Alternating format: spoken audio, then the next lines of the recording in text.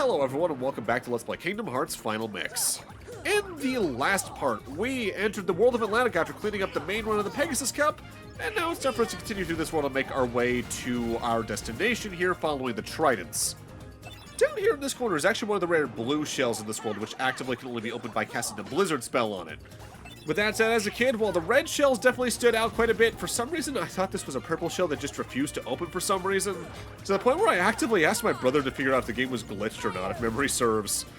Because I said before that my experiences with this series, I started with Kingdom Hearts 2, but my brother actively waited until he picked up that copy of Kingdom Hearts 1 that I talked about that we got at a Target to start off, because he actually wanted to start at the start because he was fearing he would lack story context, and well, admittedly, he picked one of the two series where that really matters for long-running RPG storylines. It's either this or Trails in that regard, honestly.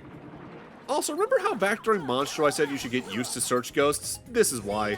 The only world in this set they're not in is Agrabah, and that's mostly because that has its own unique set of Heartless going on top of that. Not for nothing, though, Atlantica is where they actively pose the least threat. If only because they're easier to target. In Monstro or other worlds they appear in, sometimes they can just float for a long time just out of reach, being just too high above you or just too far out of your Keyblade's range because of their movement. But because here in Atlantica we have admittedly awkward controlling omnidirectional movement, that's no longer an issue. Before we actually follow the trident through the passageway that's directly in the middle of the screen right now, we actually want to go to this one just barely in the distance behind it. This is actively a room you never need to access, but there is a treasure chest in there waiting for us. With that said, there is actively a purpose to this room outside of just the treasure chest. Namely, if you come here during certain parts of the world's plot, Flounder is actively found here as an NPC to talk to, not that you ever need to do that. The main reason this room exists is so it can be in a cutscene later on, frankly. What's honestly somewhat interesting to me about Atlantica, though, is that, off the top of my head, I think this is the only time that they make you go through a whole world that has a completely different control scheme. Largely, if they do that moving forward in games, either it's because it's largely a place filled with mini-games, or it's so quick that it doesn't really register as a full world in comparison. To me, this indicates one of two things that are pretty much two sides of one coin. Either the team wasn't super satisfied with what this ended up feeling like, so they downplayed altering controls per world for many future installments, or they heard enough playtesters and players not vibe with this enough to do the same.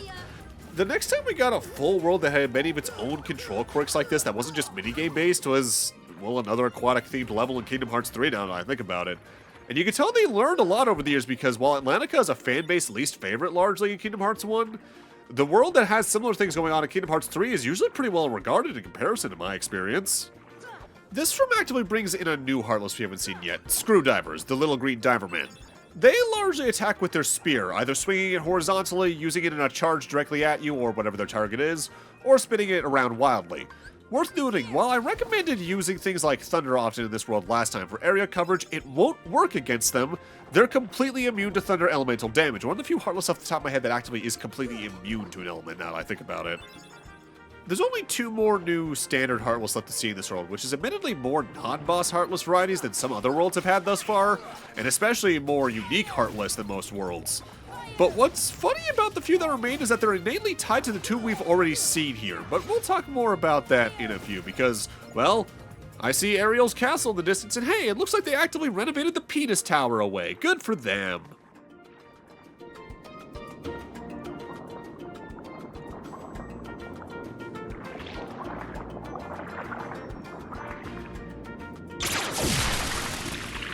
That was too close.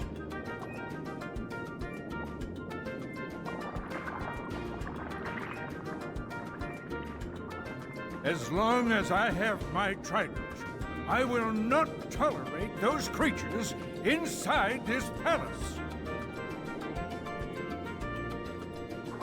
Daddy? Oh, Ariel, when will you listen? It's dangerous out there. Strange creatures lurk outside. Behold, you swim before the ruler of the seas, His Majesty King Triton. And who are they? They helped us fight off those creatures.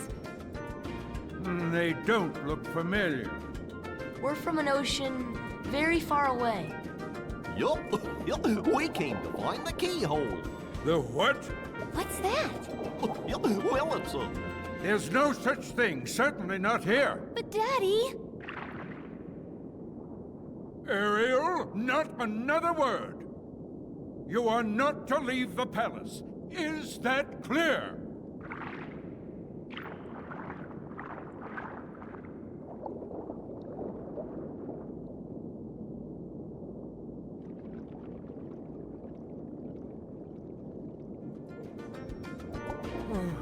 Perhaps I'm being too strict. I'm just concerned for her safety. Of course, Your Majesty. But I must admit, now I'm quite curious about this keyhole. That need not concern you, Sebastian. Have you anything to report? Just as you suspected, Your Majesty, they seem to be coming from Ursula's grotto. I knew it. That sea witch is up to no good again. A sea exile from the palace has taught her nothing. Yes, she poses serious danger. And I told you to keep Ariel away from such danger, did I not? Your Majesty, please,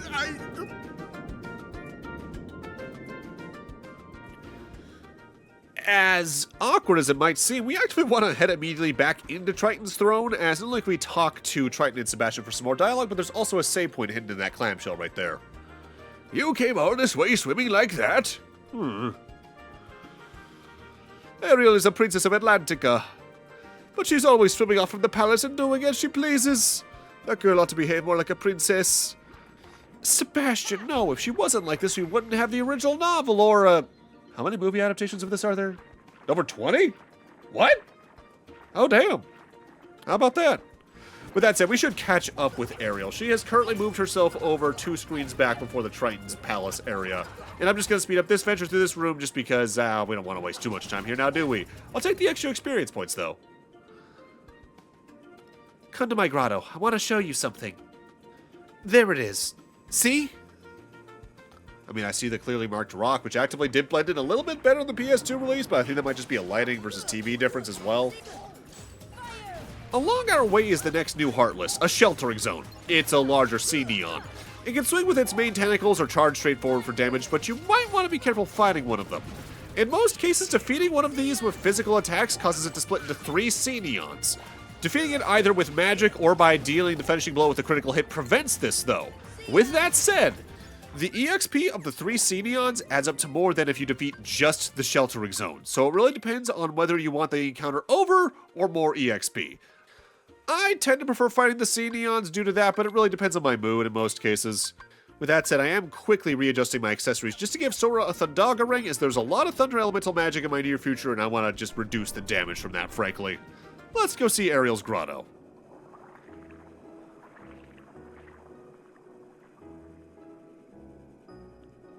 Look at all the wonderful things Flounder and I've collected. I think it's all from the outside world. Someday I'm going to see what's out there. I want to see other worlds. Does that sound strange? No, not at all. I used to feel the same way. Used to? I mean, I still do. Hey, why don't we try looking for that keyhole you were talking about? But your father said... Oh, he treats me like a little girl. He never wants to let me do anything. He just doesn't understand. Been there, been there. So now we want to leave to progress plot here, but before we actively do, make sure you check Ariel's shelves around here carefully, as there's 3 outright treasure chests hidden along the shelves. Which, off the top of my head at least, I think are 3 of only 4 normal treasure chests across the entirety of Atlantica. The most important one, though, admittedly, is the one all the way at the top of the grotto, as that contains our next torn page, so once we're done here in Atlantica, there's another segment of 100 Acre of Wood awaiting us back in Traverse Town. Before we leave, though, we probably should also talk to Flounder, as he does give you a pretty notable hint on how to progress in the world, as we're coming up on probably one of the weirder moments in this world's progression. There's this really big fish who can swim against the current, but he's swimming with those weird things swimming around. So if we chase them away, I think the big fish will play with us. Maybe if you grab onto him, he'll take you somewhere. Keep that in mind for a few moments from now.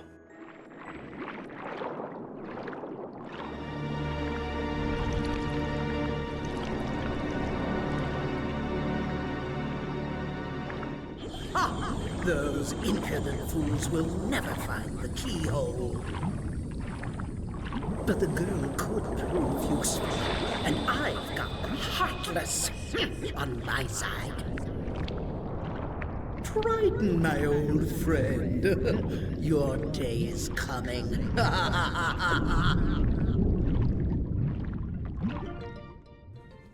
bodes poorly, but I guess we can ignore that until it actively impacts what we're doing. So the big fish Flounder told us about is actively this dolphin. Grabbing onto them will make them soar quickly through the water, actively being your fastest way to move around some rooms in Atlantica. With that said, for some reason I still don't quite get, in order to progress in a later part of the world, we need to grab onto this one here and move around the entire pathway it has at least once. I usually do 2 loops, just to be safe. I think what you're technically doing is either radically irritating it or at the very least showing that you've taken care of all the Heartless in here. Either way, doing that in this room will make either this one move to another room or make another one show up. It's a weird progression though that you still have to do, and I do not get it, really. Every now and then in this game, there is a world that has a weirdly off-feeling note of progression, and I can't tell how much of it is either due to this game's roots as a platformer first, or how much of it is due to the fact that there's so many things you could do in so many different orders they didn't want to railroad you too much into things, like finding the Red Trinity for the cave back in Traverse Town. It's definitely weird, but not for nothing at least, it's something they kind of iron out in later games. Mind, there's also a good amount of people who think they maybe stand a down world progression a bit too much in Kingdom Hearts 2 Beyond, and yeah, I also kind of agree with that. Less so in 2 specifically, and 358's kind of its own beast. But most of the remainder of the series moving forward after Kingdom Hearts 2 or so definitely has a slightly more hollow feeling to several of its world layouts in a way, if that makes sense. At the very least, a large amount of worlds start getting more and more linear as the series goes on, which does admittedly lead to them potentially being better at having more interesting visual set pieces, but also feeling less like worlds to explore. The closest the way later games get to the level designs here in Kingdom Hearts 1 is probably a specific world or 2 in 3D, alongside 2 specific worlds off the top of my head in Kingdom Hearts 3. So by moving around on the one dolphin a few moments ago, another one soars past you once you reach the underwater geyser room, and enters the very large room here at the start of the world.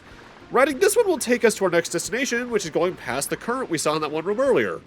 But not for nothing, that's actually a really tedious ride if you want to get a move on, but also get EXP, as there's countless Heartless encounters along the route that dolphin takes throughout that room. By taking the dolphin, though, we go through the currents and make our way here to this underwater shipwreck, where there's actively another treasure chest I completely forgot about here, I won't lie. The reason we came all the way to this room is not only to get that elixir alongside this, I think, mithril shard in this chest. We want to enter the main shipwreck here to get a key item in order to progress in the world's plot. Let's go take a look.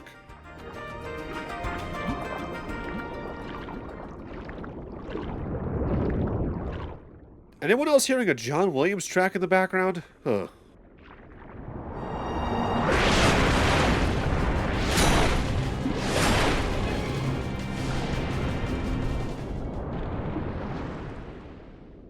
That scared the shit out of me as a kid. Checking the chest, we get our key item. Huh, its shape reminds me of something. And we get the crystal trident. Our goal is to now take this back to Ariel's grotto. But that shark's gonna be waiting for us out there, which that means we have a mini-boss coming up here. With that said, worth noting, you can actively ignore the shark for the moment and just leave the area, and it'll just be waiting for you when you eventually come back through here for something else later in the world's plot.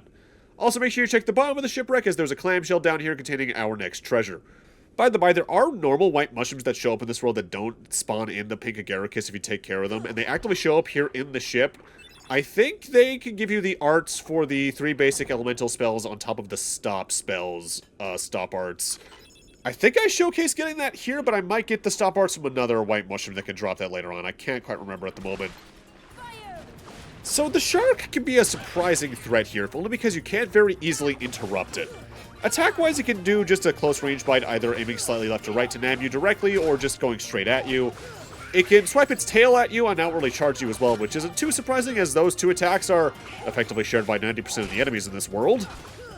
The big one to look out for is a separate bite attack, where it opens its mouth a little more slowly and does a lurching forwards bite, which does a lot of damage. With that said, you can tell the shark's not the worst threat in the world all the same because it doesn't have too much health, but don't underestimate its damage output. It can very easily surprise you, especially on Proud Mode, as has once again become the kind of the catchphrase for the LP.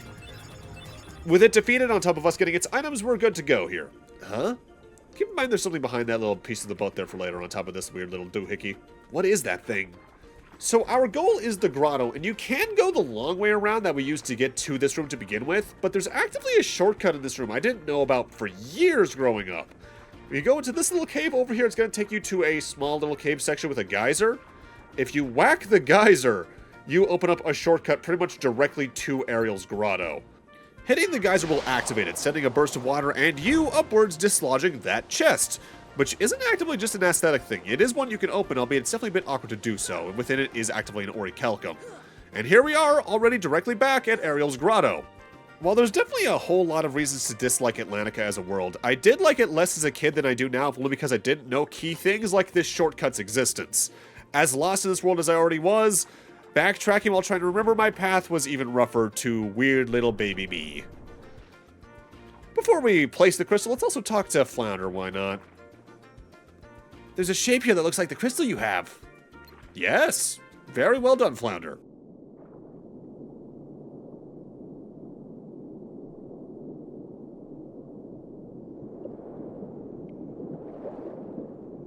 Ariel, you've disobeyed me again. I told you not to leave the palace.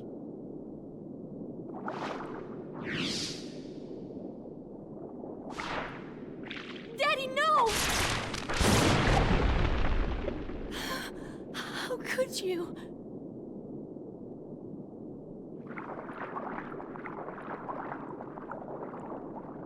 Young man, you're not from another ocean. You're from another world, aren't you? Huh? Then you must be the key bearer. How did you know? You may fool Ariel, but you can't fool me. You don't know your dorsal fin from your tail. As the key bearer, you must already know one must not meddle in the affairs of other worlds. Of course I know that, but... You have violated this principle. The key bearer shatters peace and brings ruin. Oh, Sora's not like that. I thank you for saving my daughter, but there is no room in my ocean for you or your key. Keep in mind how important Kingdom Hearts 1 says it is to prevent meddling or interworld interactions for later games, by the way. It's a very silly relic of how small this series started. My, the poor child suffers such deep sorrow. What a pity. If only there was something we could do. Wait, maybe she can be of some help. Yes, maybe she can be of some help to you. Who are you talking about? Oh, she would surely help you. She'd make all your dreams come true. Ursula can help. You called, my dear? You're Ursula. Well, I was just wondering if... It's all right. Helping others is what I live for. Let me guess. You wish to see other worlds. That shouldn't be too hard. After all, your new friends came from another world. What? But they had special help. That mysterious key. Now, cheer up, sweetie. You have something special, too. Huh? Now listen carefully. We should, go try and stop that, huh? Due to that, our next destination is actively to head back to Triton's Palace as well as the throne room in order to hopefully stop Ariel from probably doing something very silly. We'll just skip past these Heartless along the way because we've already seen them too many times and I just want to get things over with here in this world because I don't like being here too much. I'll also talk about Ursula's voice actors in a few moments. I think the keyhole they seek is somewhere in the palace. Now, my dear, if you can take me there without your daddy knowing, I can help you get to these other worlds you long for.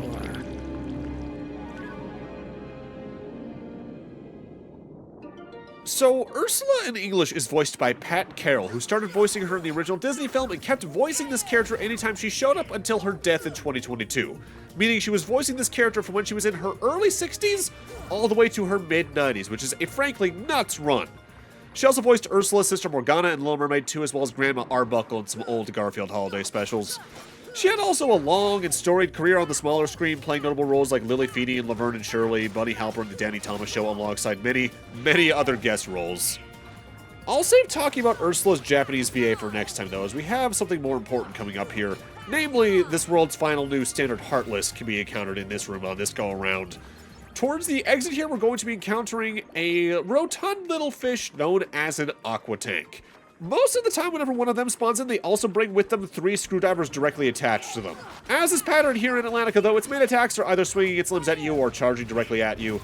It can also actively charge its little angler up with electricity and cast Thundara, which can actively cause friendly fire to fellow Heartless, which is technically why they're usually paired with 3 screwdrivers, yes. What's kind of weird about it is that despite being able to use Thundara, the aqua tanks themselves are not immune to thunder damage like the screwdrivers are. That's always kind of confused me, I won't lie. The trident is mine at last, and I couldn't have done it without your help, my dear. Ursula, no! I didn't want this! Why not? Aren't you tired of following your dear daddy's orders? Oh, yes. We had a deal, didn't we? Time for a little journey to the dark world of the Heartless. We cannot find the keyhole. The keyhole is not here. What? Why, we have company. I'm afraid you're a little late, handsome.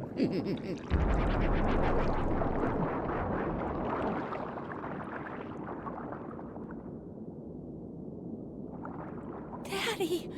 The trident. We must get it back. Come on, let's go. Wait. I'm going with you. My father is hurt and it's all my fault. I have to stop Ursula. That's right. I'm right behind you, Ariel. And we get Ariel back in our party and can make our charge towards the end of the world. With that said, actively put her into your party here, as you do need her to get past a certain door coming up here, just like with Aladdin and Abu. Ursula draws power from her cauldron. To defeat Ursula, you must strike her cauldron with magic. Keep that in mind, as, frankly, the upcoming boss fights are legendarily annoying to the fanbase. Ursula seems to have come from the direction of the sunken ship. I've heard there's some contraption on the wall beyond the shipwreck. That's actively why we need to have Ariel with us for the upcoming section. But with that, I'm going to need to end this off here. Thank you guys for watching, and in part 22, we're finishing up our time here at Atlantica, preferably for the rest of the LP. See you guys then.